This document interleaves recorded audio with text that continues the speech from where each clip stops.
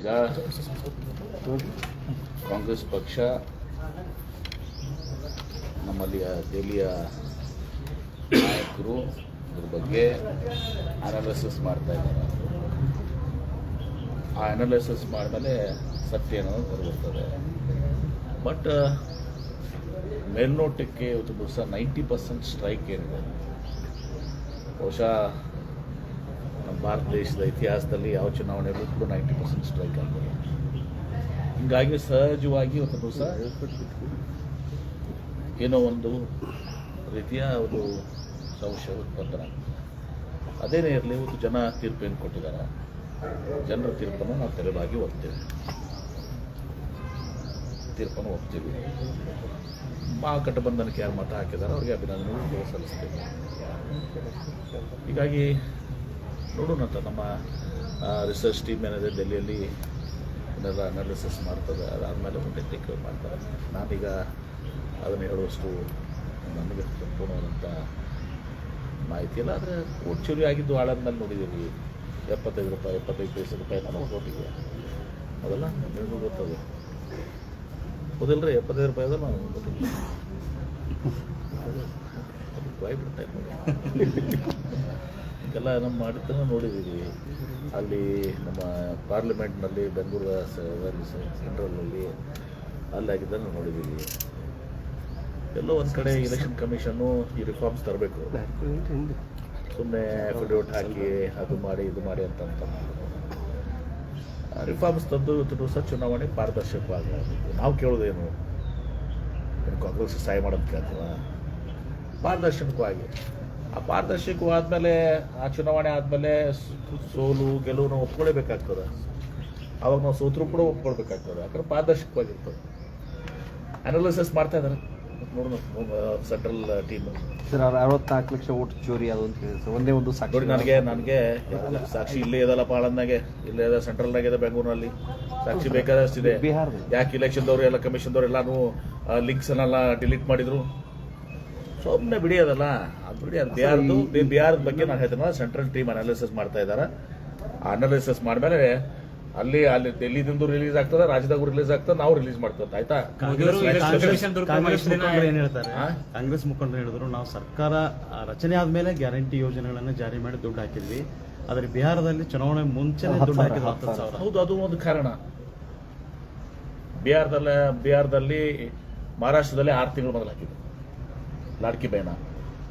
ನಾವು ಸರ್ಕಾರ ಬಂದ್ಮೇಲೆ ಗ್ಯಾರಂಟಿಗಳನ್ನು ಹೇಳಿದ್ದೀವಿ. ಮೊದಲು ಕೊಟ್ಟು ಇದು ಪ್ರಾರಂಭ ಮಾಡಿದ್ದಿಲ್ಲ. ನಾವು ಗ್ಯಾರಂಟಿಯನ್ನು ಹೇಳಿದ್ದೀವಿ. ಅಪಕಾರ ನಾವು ನುಡಿದಂತೆ ನಡೆದಿದ್ದೀವಿ. ಆರಿಶ್ ಬಂದ ಮೇಲೆ ಜನರಿಗೆ ಮಾತನ್ನು ಕೊಟ್ಟಿದ್ದೀವಿ, ಉಳಿಸ್ಕೊಂಡಿದ್ದೀವಿ, ನುಡಿದಂತೆ ನಡೆದಿದ್ದೀವಿ ನಾವು. ಆದರೆ ಇಲ್ಲಿ ಅದು ಆಮಿಷ. ಚುನಾವಣೆ ಮುಂಚೆ ಅದೇನೋ 10,000 ರೂಪಾಯಿ ಕೊಟ್ಟಂಗೆ ಅದು ಸರ್ಕಾರ ರೊಕ್ಕ ಅದೇ 1,50,000 ರೂಪಾಯಿ ಏನ್ರಿ 10,000 ರೂಪಾಯಿ ಅದನ್ನ ಒಂದು ಓಟಿಗೆ ಕೊಟ್ಟಂಗೆ ಅದು ಕರೆಕ್ಟ್ ಹೌದಲ್ಲೋ? ನಿಮಗೂ ಗೊತ್ತದ ಸತ್ಯ ಅನ್ನೋದು. ಸುಮ್ಮನೆ ಯಾಕೆ ನೀವು ಮಾತಾಡ್ತೀರಿ? ಅಫಿಷಿಯಲಿ ಕೊಟ್ಟಂಗೆ ಗೌರ್ಮೆಂಟ್ ಹಣ, ಪಕ್ಷದ ಹಣ ಅಲ್ಲ, ಕ್ಯಾಂಡಿಡೇಟ್ ಹಣ ಅಲ್ಲ, ಗೌರ್ಮೆಂಟ್ ಹಣ ಏನ್ರಿ? ಪ್ರಚಾರದ ವೇಳೆ ಯಾರು ವಿರೋಧ ಮಾಡಲಿಲ್ಲ ಸರ್? ಮಾಡಿದಾರ, ವಿರೋಧ ಮಾಡಿದಾರ, ಅಲ್ಲ ಗಟ್ಟಿಯಾಗಿ ಮಾಡಲಿಲ್ಲ ಸರ್. ಮಾಡಿದ್ದಾರೆ. ನೀವು ಮಾಧ್ಯಮದವ್ರು ಮಾಡ್ಬೇಕಲ್ಲಪ್ಪ. ನೀವು ಇದು ಸರಿಯಲ್ಲ, ಇದು ಪ್ರಜಾಪ್ರಭುತ್ವ ವ್ಯವಸ್ಥೆಲ್ಲ, ಇದು ಈ ರೀತಿ ಇದು ಓಟ್ ಖರೀದಿ ಮಾಡುವಂಥದ್ದು ಅಂತ ಹೇಳಿ ನೀವು ಹಾಕ್ಬೇಕಲ್ಲ. ನೀವು ಮೀಡಿಯಾದವರು ನೀವೇ ಹಾಕ್ಲಿಲ್ಲಪ್ಪ. ಹಾಕ್ಬೇಕಾಗಿತ್ತು ಮೀಡಿಯಾದವರು. ನೀವು ಶಾಂತ ಇರ್ತೀರಿ ಕೆಲವೊಂದು ವಿಚಾರದಲ್ಲಿ. ಇಡಿ ಐಟಿ ಅವನ್ನೆಲ್ಲ ದುರುಪಯೋಗ ಮಾಡ್ತಾರೆ. ಈ ಚುನಾವಣಾ ಆಯೋಗನು ದುರುಪಯೋಗ ಮಾಡುವಂತ ಮೂಲಕ ಈ ತರ ಮೇಲ್ನೋಟಕ್ಕೆ ಮತ್ತು ಕೆಲವೊಂದು ವಿಷಯಗಳು ಅದನ್ನ ದೃಢೀಕರಿಸ್ತಾವೆ. ಆಳಂದ ಆಗಲಿ, ಬೆಂಗಳೂರು ಸೆಂಟ್ರಲ್ ಆಗಲಿ, ಮತ್ತು ಬೇರೆ ಬೇರೆ ಕಡೆ, ಮತ್ತು 90% ಸ್ಟ್ರೈಕು ರೇಟು, ಮತ್ತು ಇಲೆಕ್ಷನ್ ಕಮಿಷನ್ದವರು ಅದನ್ನು ತನಿಖೆ ಮಾಡೋ ಬದಲಿ ಅಫಿಡವಿಟ್ ಹಾಕಿ ಒಬ್ಬ parliament opposition leader, parliament member ಅವರು ರಾಹುಲ್ ಗಾಂಧಿ, ಸೆಂಟ್ರಲ್ ಕೇಂದ್ರ ಲೋಕಸಭೆದಲ್ಲೇ ಅಪೋಸಿಷನ್ ಲೀಡರು ಅಂದರೆ ಶಾಡೋ ಪ್ರೈಮ್ ಮಿನಿಸ್ಟರ್ ಅಂತಾರೆ. ಅವ್ರಿಗೆ ನೀವು ಅಫಿಡವಿಟ್ ಹಾಕಂತ ಕೇಳ್ತೀರಿ. ಓದ್ ತಗೊಂಡೇ ಅವರು ಲೋಕಸಭಾ ಮೆಂಬರ್ ಆಗಿರ್ತಾರಲ್ಲ, ಓದ್ ತಗೊಂಡೇ ಅವರು ಲೋಕಸಭಾ ಅಪೋಸಿಷನ್ ಲೀಡರ್ ಆಗಿರ್ತಾರಲ್ಲ, ಅವ್ರಿಗೆ ಅಫಿಡವಿಟ್ ಹಾಕಂತ ಕೇಳ್ತಾರೆ. ನಾವು ಸುಧಾರಣೆ ಆಗ್ತೀವಿ, ನಾವು ತನಿಖೆ ಮಾಡ್ತೀವಿ ಅಂತ ಹೇಳೋದಲ್ಲ. ಹಾಕ್ಬಿಟ್ಟಿದ್ರೆ ಸರ್, ಯಾಕೆ ಹಾಕ್ಬೇಕು? ಹಾಕ್ಬಿಟ್ಟಿದ್ರೆ ಹಾಕ್ಬೇಕು ಯಾಕೆ? ಅರೆ ಸತ್ಯ ಅದು ಅವಶ್ಯಕತೆ ಇದ್ರೆ ಹಾಕ್ತಿತ್ತು. ಅರೆ he is opposition leader, shadow prime minister, is elected Lok Sabha member. ಈಗ ಅವ್ರ ಕೇಳ್ತಾ ಇರೋದು ಅದೇ ಸರ್. ಈಗ ಯಾರು ಹಾಕ್ಲಿ ಎಲೆಕ್ಷನ್ ಕಮಿಷನ್ ಒಂದು ಹಾಕ್ಲಿ. ಅದಕ್ಕೆ ಯಾಕಪ್ಪ ಅದು ಅವು ಕಾನೂನಿನಲ್ಲಿ ಅವಶ್ಯಕತೆ ಇದ್ರೆ ಹಾಕ್ತತ್ತು. ಸುಮ್ಮನೆ ಹಾಕಂದ ಅವ್ರ ಎಲೆಕ್ಷನ್ ಕಮಿಷನ್ ಏನದು ಅದು ಸುಪ್ರೀಮ ಸಂವಿಧಾನಕ್ಕಿಂತ ಹೆಚ್ಚಿಂದ ಅದು ಎಲೆಕ್ಷನ್ ಕಮಿಷನ್ ಸಂವಿಧಾನ ಮೇಲದೆಯಾ? ಸಂವಿಧಾನ ಪ್ರಕಾರ ಇವತ್ತು ದಿವಸ ನಡ್ಕೋತೀವಿ. ಸಂವಿಧಾನ ಬಿಟ್ಟು ನೀವು ಇವರು ಸುಪ್ರೀಂ ಆಗಿ ಹೋದ್ರೆ ಯಾರು ಕೇಳ್ತಾರೆ ಅದಕ್ಕೆ? ಓಕೆ, ಮತ್ತೆ ಹೇಳ್ಬಿಡಿ. ಸಿದ್ದರಾಮಯ್ಯ ಅವರು ದೆಹಲಿ ಭೇಟಿ ಹೌದು, ಸಚಿವ ಸಂಪುಟ ವಿಸ್ತರಣೆಗೆ ಆಸ್ಪತ್ರೆ ನನಗೆ ಗೊತ್ತಿಲ್ಲ. ಸಿದ್ದರಾಮಯ್ಯನವರು ಡೆಲ್ಲಿಗೆ ಹೋಗಿದ್ದು, ಅವರು ಹೋಗಿ ಅಲ್ಲಿ ರಾಹುಲ್ ಗಾಂಧಿ ಅವ್ರನ್ನ ಭೇಟಿ ಆಗಿದ್ದಾರೆ. ಅನೇಕ ರಾಜಕೀಯ ವಿಚಾರಗಳು, ಬಿಹಾರ್ ಚುನಾವಣೆ ಇದೆಲ್ಲನೂ ಕೂಡ ಚರ್ಚೆ ಮಾಡಿದ್ದಾರೆ. ಸಂಪುಟ ವಿಸ್ತರಣೆಗೆ ಹೌದು, ನಾವು ಭೇಟಿ ಆಗ್ತದೆ ಮೋದಿಯವರಿಗೆ. ಈಗ ಹೇಳಿದಲ್ಲ ನಾನು ಲಾಸ್ಟ್ ಟೈಮ್ ಕಬ್ಬು ಬೆಳೆಗಾರದು, ನಾಳೆ ಮೋದಿಯವ್ರ ಒಂದು ಪ್ರಸ್ತಾಪ ಆಗ್ತದೆ. ಯಾಕಂದ್ರೆ FRP ಫಿಕ್ಸ್ ಮಾಡ್ಕೊಳ್ಳೋರು ಕೇಂದ್ರ ಸರ್ಕಾರ, ಆ FRP ಜೊತೆಗೆ ರಿಕವರಿ ಫಿಕ್ಸ್ ಮಾಡೋರು ಕೇಂದ್ರ ಸರ್ಕಾರ, MSP ಶುಗರ್ ಫಿಕ್ಸ್ ಮಾಡೋರು ಕೇಂದ್ರ ಸರ್ಕಾರ, ನಿಮ್ಮ ಇಂಪೋರ್ಟ್ ಎಕ್ಸ್ಪೋರ್ಟ್ ಆಮದು ಮಾಡ್ಕೊಳ್ಳುವಂಥದ್ದು, ನಿರ್ಯಾತ ಮಾಡುವಂಥದ್ದು, ಎಕ್ಸ್ಪೋರ್ಟ್ ಮಾಡೋದು ಯಾರು? ಕೇಂದ್ರ ಸರ್ಕಾರ. ಎಥನಾಲ್ ಖರೀದಿ ಮಾಡುವಂಥವ್ರು ಕೇಂದ್ರ ಸರ್ಕಾರ. ರಾಜ್ಯ ಸರ್ಕಾರದ ಏನು ಪಾಲದ್ರಿ? ಇಂಪ್ಲಿಮೆಂಟ್ ಮಾಡೋದು ಅವ್ರು ಹೇಳಿದ್ದು. ಅವ್ರು FRP ಏನು ಫಿಕ್ಸ್ ಮಾಡ್ತಾರೆ, ಮತ್ತು ಅವ್ರು FRP ಫಿಕ್ಸ್ ಮಾಡಿ ಇವತ್ತು ಹೇಳ್ತಾ ಇದ್ದೆ ನಾನು. ಅವ್ರು FRP ಫಿಕ್ಸ್ ಮಾಡಿದ್ದಂಥದ್ದು 3,550 ರೂಪಾಯಿ. FRP ಎಷ್ಟು ಫಿಕ್ಸ್ ಮಾಡಿದಾರೆ? 3,550 ರೂಪಾಯಿ.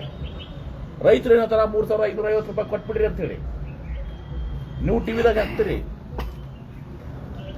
ಕೇಂದ್ರ ಸರ್ಕಾರ 3,550 ರೂಪಾಯಿ ಫಿಕ್ಸ್ ಮಾಡಿದೆ, ರಾಜ್ಯ ಸರ್ಕಾರ ಕೊಡಿಸ್ಬಿಡ್ಬೇಕು ಅಂತೇಳಿ.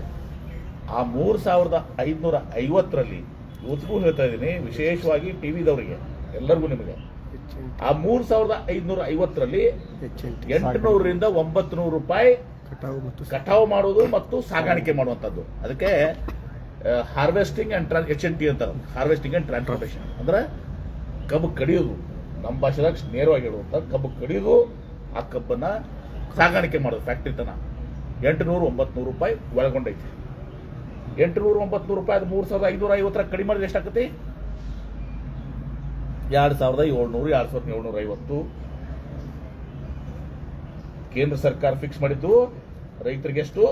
2,750. ಅದು ಯಾರಿಗೆ?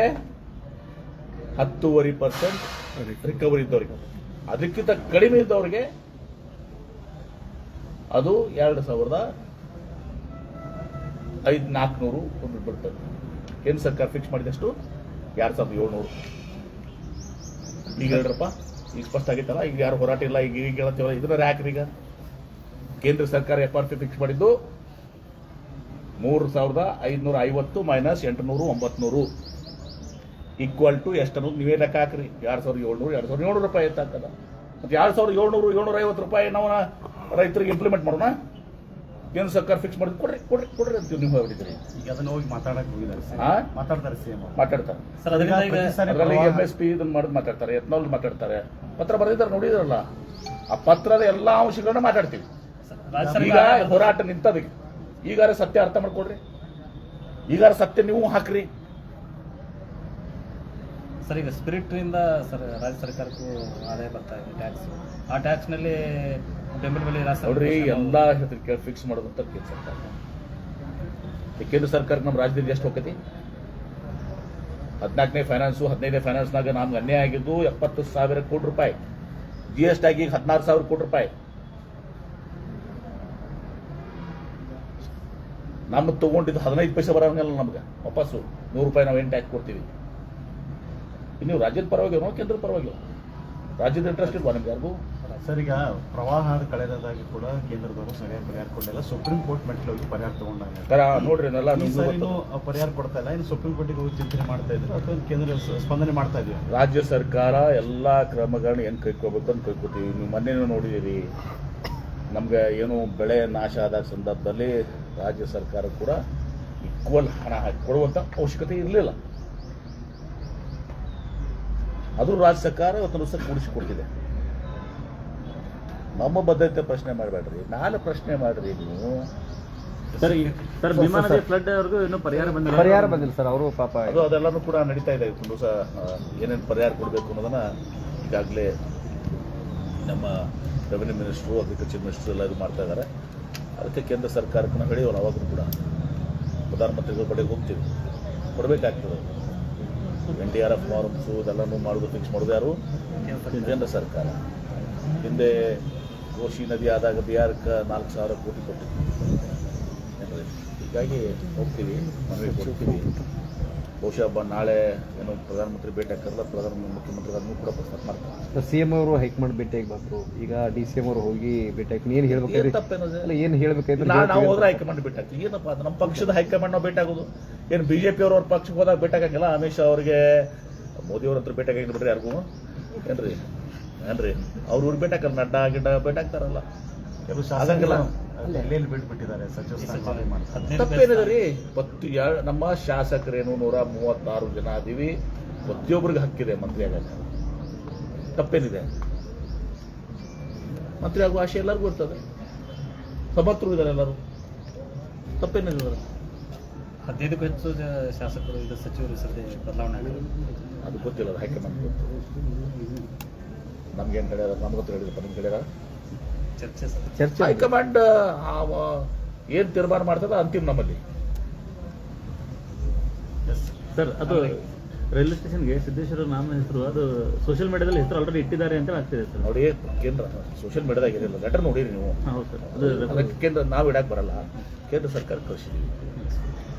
ರೈಲ್ವೇಸ್ ಕೇಂದ್ರ ಸರ್ಕಾರ ಬರೋದು ಇಲ್ಲಿದು, ಆಮೇಲೆ ಬೀದರ್ದು, ಬೆಳಗಾಂದು ಮತ್ತು ಶಿವಮೊಗ್ಗ ಇದ್ರದ್ದು 4 ಕಡೆ ಅವ್ರೇನು ಕೊಂಡು ಅದೇ ರೀತಿ ಏರ್ಪೋರ್ಟ್ಗೆ ಅದನ್ನು ಕೂಡ ಕೇಂದ್ರ ಸರ್ಕಾರ ಕಳಿಸಿದ್ದೀವಿ, ಬಸವಣ್ಣ ಇಡಬೇಕಂತೇಳಿ. ಬಟ್ ಇನ್ನೂ ಅಂತಿಮ ಆಗಿಲ್ಲ ಸರ್, ಅದು ಆಗಬೇಕು. ಕೇಂದ್ರ ಸರ್ಕಾರ ಕೇಳ್ರಿ. ಅಲ್ಲ, ಅವರು BJP ಅವ್ರು ಹೆಂಗೆ ಕೊಂಡಿದ್ದಾರೆ ಸರ್, ಜಿಂಜಿನವ್ರ ಪತ್ರ ಬರೋದು ಅದಕ್ಕೆ ಆಗಿದೆ ಅಂತ ಹಾಕೊಂಡ್ಬಿಟ್ಟ ಸರ್ ಆಲ್ರೆಡಿ. ಧನ್ಯವಾದಗಳು. ಸರ್, ಈಗ ನವೆಂಬರ್ ಕ್ರಾಂತಿ ಎಲ್ಲ ಸಾಧನೆ ಸರ್, ಈಗ ಹೆಚ್ಚು ಕಡಿಮೆ ಸಚಿವರು ಅಷ್ಟೇ ಬದಲಾವಣೆ. ನಮ್ಮ ಕಾಂಗ್ರೆಸ್ ಪಕ್ಷದಲ್ಲಿ ಏನು ಕೂಡ ನವೆಂಬರು, ಡಿಸೆಂಬರು, ಜನವರಿ ಏನೇ ಇರಲಿ, ಒಂದು ದಿವಸ ಕ್ರಾಂತಿ ಆಗ್ತದೋ ಬಿಡ್ತದೋ ಏನೇ ಇದ್ರೂ ಕೂಡ ಯಾರ ಕೈಯಾಗೂ ಏನೂ ಇಲ್ಲ. ಎಲ್ಲರೂ ರೈಟ್ ಫ್ರಮ್ ಸಿದ್ದರಾಮಯ್ಯನವರು, DK ಶಿವಕುಮಾರ್ ಅವರು, MP ಪಾಟೀಲ್, ಕಾರ್ಯಕರ್ತ ಎಲ್ಲರೂ ಕೂಡ ಕಾಂಗ್ರೆಸ್ ಪಕ್ಷದ ಹೈಕಮಾಂಡ್ಗೆ ಅಂತಿಮ. ಮಲ್ಲಿಕಾರ್ಜುನ್ ಖರ್ಗೆ ಅವರು ನಮ್ಮ ಹೈಕಮಾಂಡ್ ACC ಅಧ್ಯಕ್ಷರು, ಶ್ರೀಮತಿ ಸೋನಿಯಾ ಗಾಂಧಿ ಅವರು, ರಾಹುಲ್ ಗಾಂಧಿ ಅವರು, ಇವರೆಲ್ಲ ಏನು ತೀರ್ಮಾನ ಮತ್ತು ಸೀಡು ಇರ್ತದೆ, ಇವರೆಲ್ಲರೂ ಏನು ತೀರ್ಮಾನ ತಿಂತಾರೆ ಅದು ಅಂತಿಮ. ಮೊನ್ನೆ ಸಲೀಂ ಅಹಮದ್ ಅವ್ರು ಬಂದಾಗ ಬದಲಾವಣೆ ಅಂತ ಆಗೋ ಖಚಿತ ಹೇಳ್ತಾ ಇದ್ದಾರೆ. ಅವ್ರು ತಮ್ಮ ಭಾವನೆಗಳನ್ನ ಹೇಳಿದ್ದಾರೆ. ಸ್ವಾಭಾವಿಕವಾಗಿ 2 ವರ್ಷ ಆದಮೇಲೆ ನಮಗೂ ಒಂದು ಅವಕಾಶ ಸಿಗ್ತದಪ್ಪ ಅಂತ ಇರ್ತದೆ ಅವ್ರಿಗೆ. ತಪ್ಪೇನಿದೆ? ಸಲೀಂ ಅಹಮದ್ ಕೂಡ ಪಾಪ ಪಕ್ಷ ಸಲುವಾಗಿ ದುಡಿದಿದ್ದಾರೆ ಆಗಲಿ ಸಾಕಷ್ಟು. ನಮ್ಮ ಜಿಲ್ಲೆಯಲ್ಲಿ ಯಶವಂತರೇಗೌಡರು, ನಡಗೌಡರು ಹೇಳ್ತಾರೆ ನಮಗೂ ಸಿಗುತ್ತೆ. ತಪ್ಪೇನಿದೆ? ಎಲ್ಲರಿಗೂ ಹಕ್ಕಿದೆ. 136 ಜನ ಶಾಸಕರು ಎಲ್ಲರಿಗೂ ಹಕ್ಕಿದೆ.